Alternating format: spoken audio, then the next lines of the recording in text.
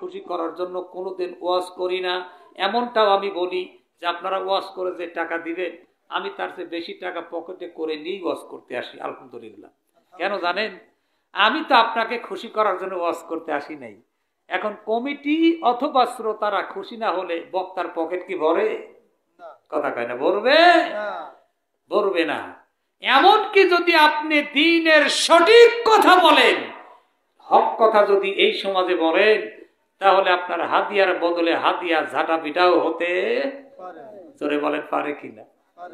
আজকে সেই অবস্থা আমাদের দেশে আছে না নাই? কথা কয় না, জোরে বলেন আছে না নাই? এ সমাজে কোন কথা বলার অধিকার যেন আমাদের নাই। এমনকি খোদ আল্লাহর ঘর মসজিদের মধ্যে সেই আল্লাহর ঘরে আল্লাহর কোরআনের কথা বলার অধিকার আমরা হারিয়ে ফেলেছি। জোরে বলেন ঠিক না ঠিক?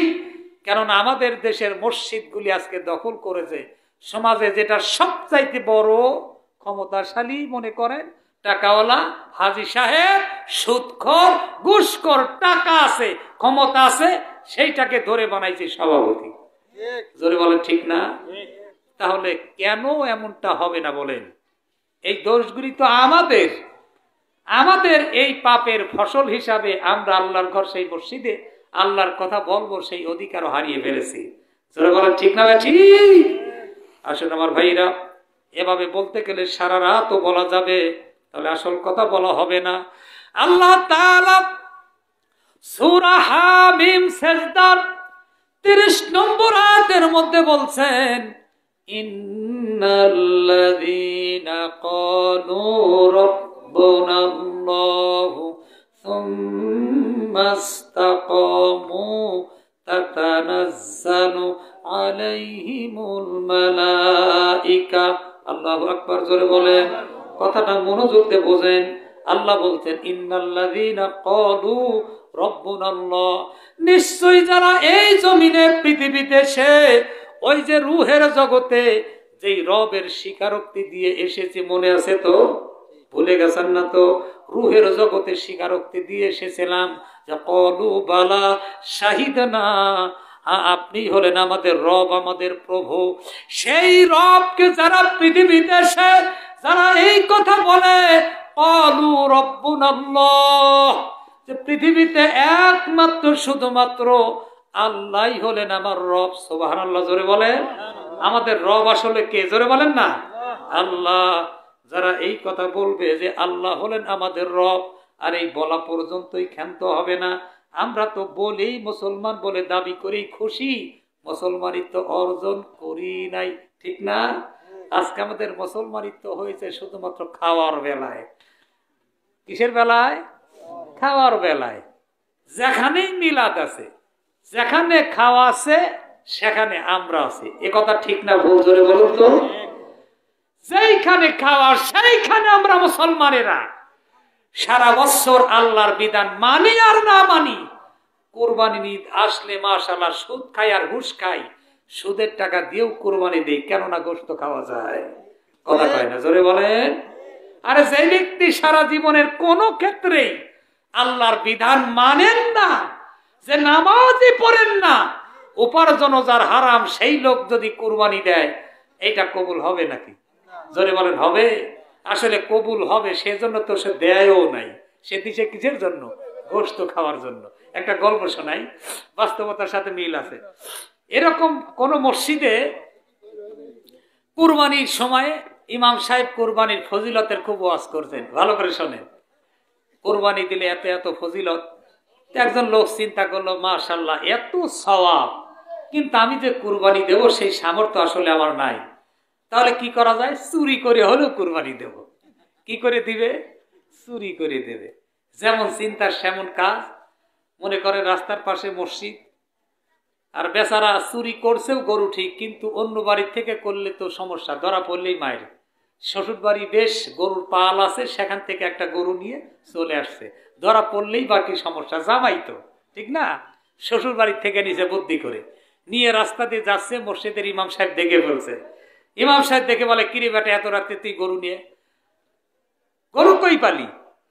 তোর তো গরু নাই, তোর তো কুরবানি দেওয়ার সামর্থ্য নাই, তুই টাকা নাই, পয়সা নাই, গরু পালি কোথায়? লোকটি বলে, হুজুর ওই যে আপনি গত জুমার দিনে ওয়াজ করছেন কুরবানি ফজিলত, এত সওয়াবের কথা শুনে আমি তো উচ্ছ্বসিত হয়েছি, আনন্দিত হয়েছি, খুব আবেগপ্রবণ হয়েছি। কিন্তু কুরবানি দেব সেই সামর্থ্য তো আমার নাই, তাই চিন্তা করছি চুরি করে হলেও দিব। শ্বশুর বাড়িতে একটা নিয়ে তাই যাচ্ছি। বেটা বকু, চুরি করে কুরবানি হয় নাকি? তাই হুজুর এই তো প্যাঁচ লাগাবেন। আপনি যে প্যাঁচটা লাগাবেন, ফতোয়া যে দিবেন, এটা আমি আগেই জানি। যার কারণে আপনার এই ফতোয়ার উত্তরে যা করার সেটা মাশাআল্লাহ আমি ঠিক করেই রাখছি। কয় কিরে ব্যাপারটা কি ঠিক করলি ক দেখি? কয় যে হুজুর ওই যে আপনি ওয়াজ করছেন কুরবানি দিলে এত এত সওয়াব আর চুরি করলে গুনাহ, তাহলে সওয়াব আর গুনাহ কাটাকাটি, মাঝখানে গোস্ত খাবো মাও। আমাদের অবস্থা এরকম কিনা জোরে বলেন? আর জোরে বলেন ঠিক না ঠিক? যেখানে খাওয়া আছে সেইখানে আজকে মুসলমান, খাওয়া ছাড়া মুসলমানদের পাওয়া যায় না। দিনের কথা বলবেন, সেখানেও যদি তাবারক না থাকে তাহলে মুসলমানদের খুঁজে পাওয়া যায় না। তাবারক দিলে আর দাওয়াতও লাগে না। জোরে বলেন ঠিক না ঠিক? হায় রে খাওয়া রে! অথচ মুহাম্মদ সাল্লাল্লাহু আলাইহি ওয়াসাল্লাম তিনি বলেছেন, নাহনু কওমুন লা নাকুলু হাত্তা নাজুআ ওয়া ইযা আকালনা লা নাশবাউ, যে আমরা এমন এক জাতি ক্ষুধা না লাগা পর্যন্ত খাই না। সুবহানাল্লাহ বললেন না? ক্ষুধা না লাগা পর্যন্ত আমরা খাই না, আর যখন খাই তখন প্রয়োজনের অতিরিক্ত খাই না। অথচ আমরা খাইতে খাইতে মাশাআল্লাহ আমাদের দেশের নেতার খেতে খেতে অবস্থা কি হয়েছে তা তো বলার কোনো কায়দায় নেই। নেতার পেট এত বেশি বড় যে কোনো ঘরে ঢুকতে হলে তার আর হাত দিয়ে ধাক্কা দেওয়া লাগে না, পেটের ধাক্কাই দরজার কাম শেষ। জোরে বলেন আছে না নাই?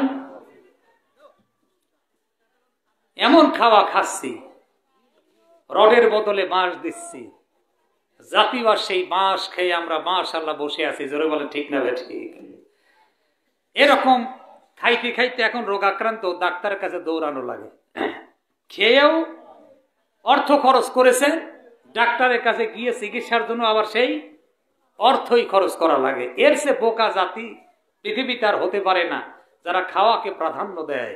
পৃথিবীতে বেঁচে থাকার জন্য মুহাম্মদ সাল্লাল্লাহু আলাইহি ওয়াসাল্লাম বলেছেন, আদম সন্তানের কোমর সোজা রাখার জন্য কয়েক লোকমা খাদ্যই যথেষ্ট। সুবহানাল্লাহ বলবেন না? যারা বেশি খায় তারা পৃথিবীতে রোগাক্রান্ত হয়। ছোট্ট করে বলি, এই কথাটা মনে রাখেন, ওয়াজ কাজে লাগবে।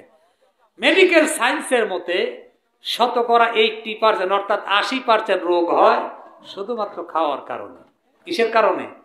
খাওয়ার কারণে। পেট পুরে খাওয়া ইসলাম এটা নাজায়েজ করে নাই, তবে সমর্থন করে না, ওদিকে না যায়। এখন খাইতে খাইতে তো আমাদের অবস্থা এমন, এমন খাওয়া খাচ্ছি, রড খাচ্ছি, মাছ খাচ্ছি, যা খাওয়া যায় না তাও খাচ্ছি।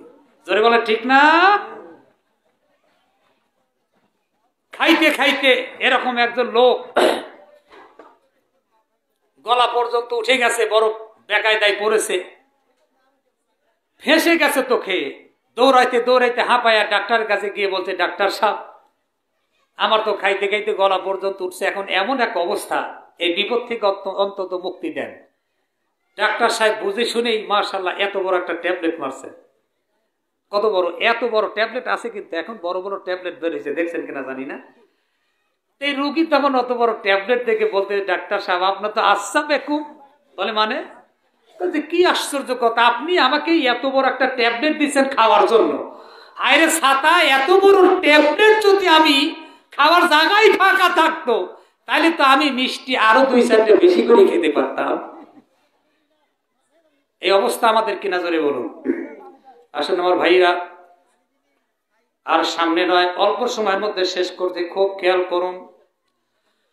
আল্লাহ রাব্বুল আলামিন বলছেন, ইন্নাল্লাযীনা ক্বালু রাব্বুনাল্লাহ, এই পৃথিবীতে সে যারা এই কথা বলবে আল্লাহই হলেন আমাদের একমাত্র রব, প্রতিপালনকারী মাবুদ, এই বলা পর্যন্ত শেষ থাকবে না, শেষ হবে না।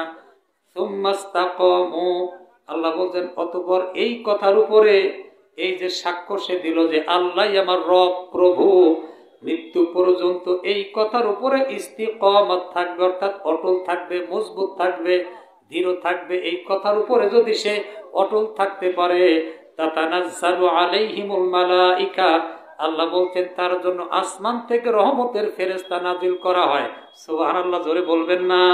আমার ভাইরা, খুব গুরুত্বপূর্ণ কথা খেয়াল করুন।